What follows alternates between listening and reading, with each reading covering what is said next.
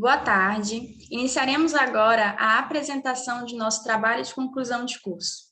Gostaria de apresentar meus cumprimentos aos mestres que compõem a nossa mesa avaliadora. O nome de nosso trabalho foi EVALI e outras consequências pulmonares relacionadas ao uso do cigarro eletrônico, uma revisão sistemática. Meu nome é Ariane Matilde de Oliveira e realizei essa pesquisa juntamente com Caroline Machado Desidério, orientadas pelo Dr. Antonioni Santos Bezerra Pinto. Inicialmente, é importante saber o que são os cigarros eletrônicos. Os cigarros eletrônicos são uma nova espécie de dispositivo de entrega de nicotina. Eles também podem ser chamados de vapes, canetas de vapor, sistema de tanque, mods, e-cigs. E, na verdade, de todos eles funcionam da mesma forma. São dispositivos eletrônicos que produzem um aerossol, aquecendo um líquido que normalmente contém nicotina, aromatizantes e outros aditivos que também serão inalados após a vaporização. Eles entraram no mercado em 2003, na China, e nos mercados dos Estados Unidos e da Europa em 2006. Esses dispositivos eles foram lançados com uma proposta de serem mais seguros que os cigarros tradicionais, podendo se assemelhar ou substituí-los.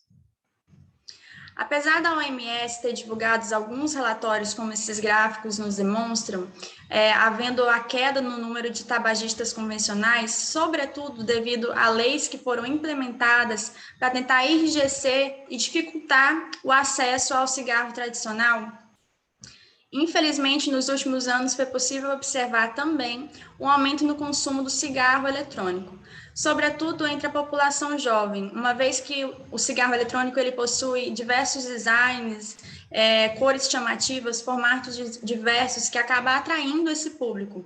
Como pode ser observado nesse gráfico divulgado pelo New English, o número de usuários do e-cigarettes tem aumentado substancialmente nos últimos anos em uma escola dos Estados Unidos. A EVALI é um acrônimo em inglês que significa a lesão pulmonar associada à vaporização. Ela recebeu essa denominação pelo Centro de Controle e Prevenção de Doenças, que é o CDC dos Estados Unidos, e ela foi inicialmente descrita em 2019 pelo CDC. E ela tem como principal fator de risco o uso de cigarro eletrônico. Ela é uma patologia aguda ou subaguda, que pode se tornar um risco de vida, e também os estudos mostraram que ela tem uma apresentação heterogênea.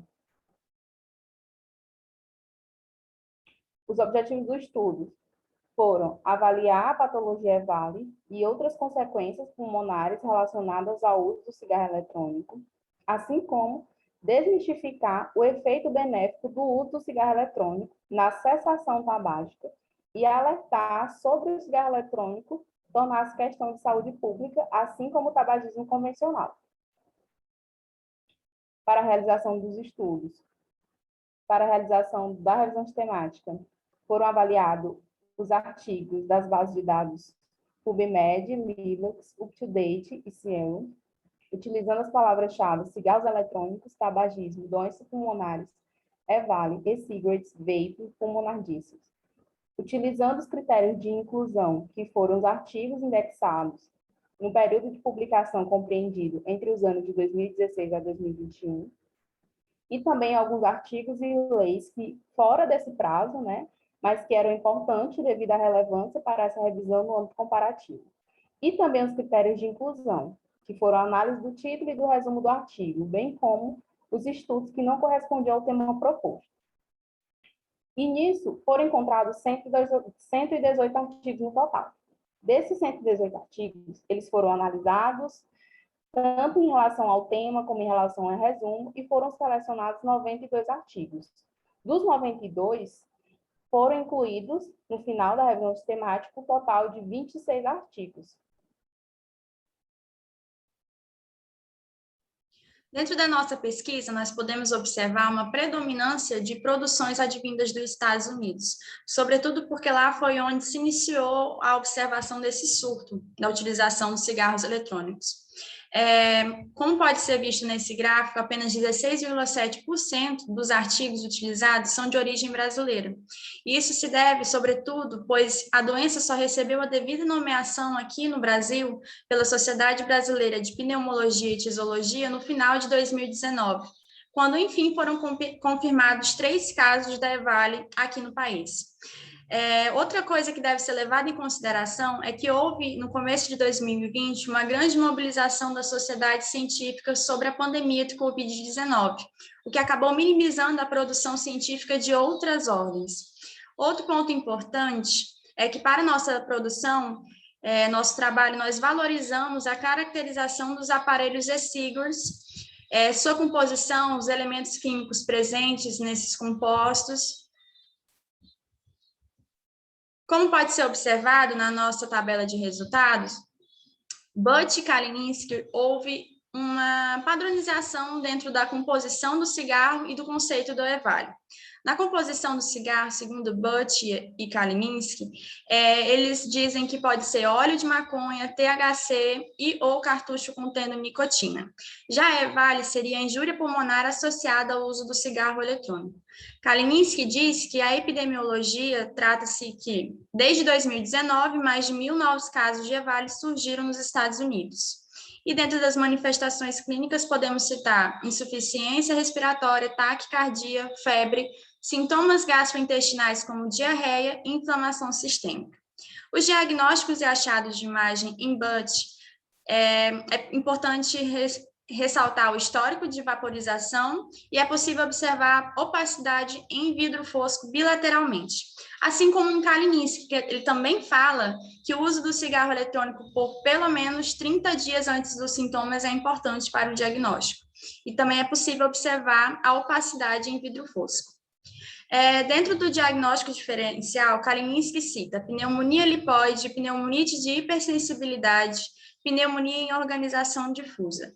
Já as alterações histológicas e imunológicas, temos predominância de macrófagos espumosos, neutrófilos e vacuolização de pneumócitos, e em Kalininsky, predominância de neutrófilos, leucócitos e macrófagos espumosos, assim como a elevação de marcadores inflamatórios e a procalcitonina.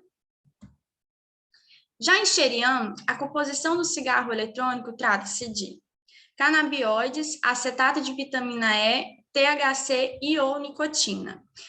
Já Blagev diz que se trata de THC e ou cartucho contendo nicotina. Eles seguem uma padronização no conceito de EVALI, dizendo ser uma lesão pulmonar associada ao e-cigarettes. E da epidemiologia, Sherian diz que, desde março de 2019, mais de 2.600 casos e 60 mortes foram relatadas nos Estados Unidos. Em contrapartida, Blagev diz que, desde outubro de 2019, foram relatados mais de 1.888 casos nos Estados Unidos, ressaltando o aumento dos casos entre os jovens. As manifestações clínicas tratam-se de falta de ar, tosse, febre, sintomas gastrointestinais como náuseas, assim como insuficiência respiratória, taquicardia, febre, sintomas gastrointestinais como diarreia e inflamação sistêmica. Os diagnósticos e achados de imagem, nós temos que, mais uma vez, o uso do cigarro eletrônico por pelo menos 30 dias antes dos sintomas é relevante dentro da história clínica, e o aparecimento de opacidade em vidro fosco bilateralmente ou consolidações novamente visto, assim como radiografia com opacidades intersticiais e alveolares. Dentro do diagnóstico diferencial, Sherian cita pneumonia lipoide e pneumonite de hipersensibilidade, e dentro das alterações histológicas e imunológicas temos leucócitos, macrófagos espumosos, vacuolização de pneumócitos e aumento da proteína C reativa, assim como o Blagev, que fala novamente da predominância dos macrófagos espumosos, a leucocitose e aumento da proteína C reativa. Para Perrine, durante a avaliação dos estudos, foi visto que a composição do cigarro eletrônico inclui nicotina, THC, o conceito de EVALI. Ele classificou como lesões pulmonares associadas ao uso de cigarro eletrônico e vaporização, e epidemiologicamente, dos 805 casos notificados em 24 de setembro de 2019, 69% era do sexo masculino e 62% dos pacientes tinham entre 18 e 34 anos. Diagnóstico e achados de imagem.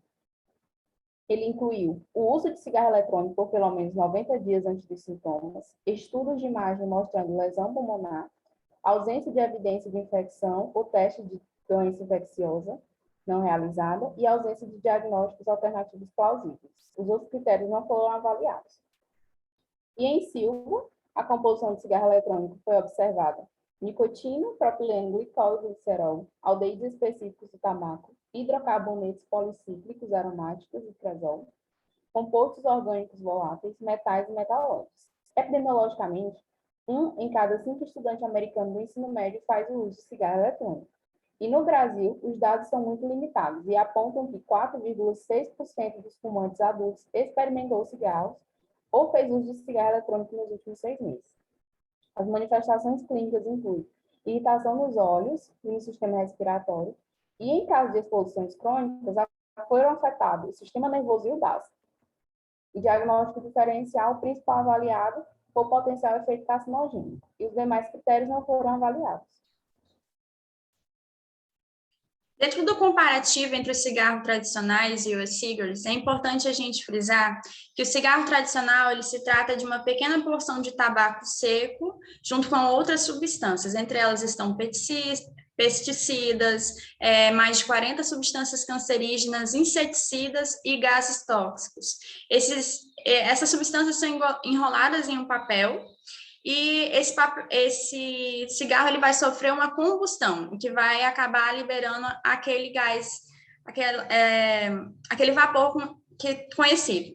Seu principal princípio ativo é a nicotina, que é a grande responsável por causar o vício nos usuários. Já os e-cigarettes, que eles foram criados para reproduzir o cigarro tradicional. Só que eles usam um mecanismo diferente. Eles fornecem essa nicotina sem queimar o tabaco, fazendo isso através de um mecanismo que produz um aerossol, que é comumente denominado vapor. Os usuários do cigarro eletrônico, eles se autodenominam vapers, por causa desse vapor, que, na verdade, se trata de um aerosol, já que o vapor seria a evaporação de uma substância. O que há, na verdade, é um gás com mini partículas de líquidos e gases que irão diretamente para o pulmão junto com o vapor tradicional. De uma forma geral, essa daqui é a composição de um cigarro eletrônico para que ele possa funcionar. Ele tem que ter uma bateria, que é um componente que vai fornecer energia, a luz de indicação que ele está funcionando, o atomizador, que é o responsável por fazer com que o líquido evapore, o cartucho, que é onde está contido o líquido que será evaporado. Lembrando que os primeiros modelos que foram produzidos tinham um cartucho vedado, ele não era possível abrir. Já atualmente foram criados novos modelos de cigarro eletrônico, onde esse cartucho ele pode ser aberto, esse líquido pode ser trocado ou ser adicionado outras substâncias, o que tornou-se ainda mais perigoso. E esse inalador, que no caso trata-se desse bocal de aspiração, por onde é possível sugar o vapor.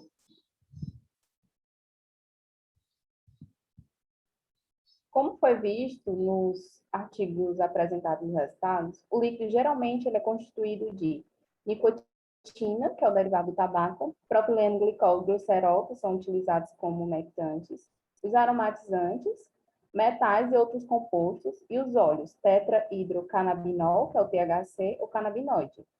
E como foi observado durante os resultados, praticamente todos os líquidos presentes tinham o THC. O surgimento dos casos em meados de 19 foi classificado como surto. E começou quando 5 pacientes chegaram ao hospital em Wisconsin, nos Estados Unidos, e todos os 5 apresentavam sintomas que parecia ser uma síndrome da angústia respiratória aguda. Entretanto, não tinha uma causa específica. E o único fator comum entre esses pacientes era que todos tinham feito uso de cigarro eletrônico. E daí começou a surgir novos casos em estados vizinhos, até que o CDC foi notificado e resolveu ampliar a investigação e assim denominar a doença, o EVALO. O perfil epidemiológico, como foi visto, ele é determinado por indivíduos entre 18 a 24 anos e principalmente do sexo masculino. E entre os que conheciam o cigarro eletrônico, 44,4% acreditavam que eles eram menos nocivos do que os cigarros tradicionais.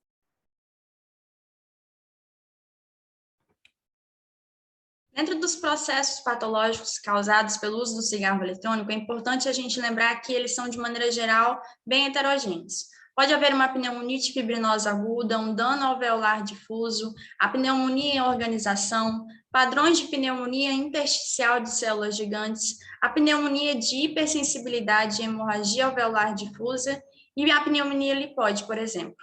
Mas, de maneira geral, pela repetição, como foi observado lá na tabela, há uma certa padronização nos achados histopatológicos, com o aparecimento de macrófagos espumosos e neutrófilos e macrófagos pigmentados e vacuolização de pneumócitos.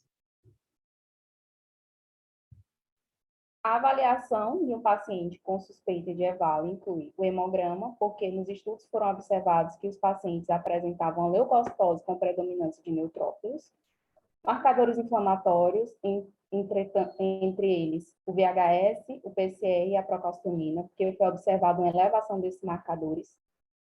O painel viral, principalmente para fazer diagnóstico diferencial com influenza, teste de toxicologia de urina de THC, claro, com consentimento do paciente, e exames de imagem, incluindo radiografia de tórax, que vai apresentar uma consolidação, que vai predominar em base e geralmente vai poupar a região subpleural, e tomografia computadorizada, onde o achado mais característico e mais encontrado foi o padrão em vidro fosco. Como não tem nenhum exame e nenhum teste específico para dar o diagnóstico de EVAL, a Sociedade Brasileira de Pneumologia e Tisiologia elencou alguns critérios, entre eles o uso de cigarro eletrônico nos últimos 90 dias, a consolidação na radiografia, o padrão em vidro fosco na tomografia computadorizada de tórax, e a ausência de diagnóstico alternativo, como doenças cardiológicas, reumatológicas, neoplásicas e doenças infecciosas. Então, como foi observado, já como não tem nenhum teste ou nenhum exame específico, o diagnóstico vai ser por exclusão. As manifestações clínicas incluem manifestação do sistema respiratório, entre elas tosse, dor torácica, dispneia e saturação de oxigênio menor do que 95%. Outras manifestações incluem manifestações gastrointestinais, como dor abdominal, náusea, vômito e diarreia, e sintomas inespecíficos, como febre, calafrio e perda de peso. A maioria das pessoas que vaporizaram e adoeceram de forma mais severa relataram ter usado produtos com THC ou CBD, que foram formulados com óleos como acetato de vitamina E, e que é um humectante presente quase sempre em líquidos que contêm THC. Apesar da gravidade da doença e necessidade de monitorização de sinais vitais e oximetria de pulso, a maioria dos pacientes dos estudos atuais apresentaram melhora em 1 a 2 semanas da apresentação inicial, após a cessação da vaporização e a administração de corticoide, quando for necessário. Entretanto, como ainda é desconhecido caso de recorrência ou o efeito da EVAL a longo prazo, é necessário fazer um acompanhamento do paciente por pelo menos 2 meses, incluindo exames de espirometria para avaliar a função pulmonar e também radiografia de tórax. À luz desse estudo da EVAL, que se alcançou os Estados Unidos, está em previsão para se estender ao Brasil, porque, como foi visto, já foram 3 casos notificados aqui no Brasil, é importante saber reconhecer essa patologia, que é caracterizada por uma lesão pulmonar aguda induzida pelo uso do cigarro eletrônico. Os médicos eles devem desencorajar seus pacientes a vaporizar produtos que contenham THC. E se os pacientes estiverem usando produto de nicotina para parar de fumar, seria prudente trocar por goma ou adesivo de nicotina, ainda mais aqui no Brasil, onde o cigarro eletrônico ele é proibido pela Anvisa. Então, qualquer cigarro eletrônico presente aqui no Brasil, ele entrou de forma ilegal. E vista a comprovação da anulação dos aspectos inócuos dos vaporizadores, pesquisas adicionais são necessárias para compreender as toxinas potenciais e os mecanismos fisiopatológicos. Dessa forma, é imprescindível a conscientização da população e das equipes médicas para que haja um correto direcionamento e identificação da patologia.